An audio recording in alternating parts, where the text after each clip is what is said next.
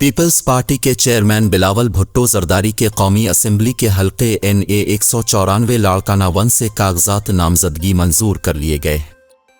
लाड़काना में स्क्रूटनी के मौके पर बिलावल भुट्टो के वकला और पार्टी रहनुमा RO दफ्तर पहुंचे थे, जहां जांच पड़ताल के बाद चेयरमैन पीपल्स पार्टी के कागजात नामजदगी मंजूर हो गए। वाज़ेह रहे कि बिलावल भुट्टो जरदारी ने 8 फरवरी 2024 को होने वाले इंतखाबात के लिए लाड़काना, लाहौर और कंबर शहदाद कोर्ट से कागजात नामजदगी जमा कराए।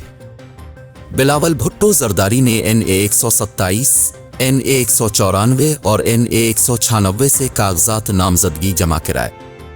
पीपल्स पार्टी के चेयरमैन बिलावल भुट्टो जरदारी ने कराची का इंतखाबी मैदान छोड़ दिया था।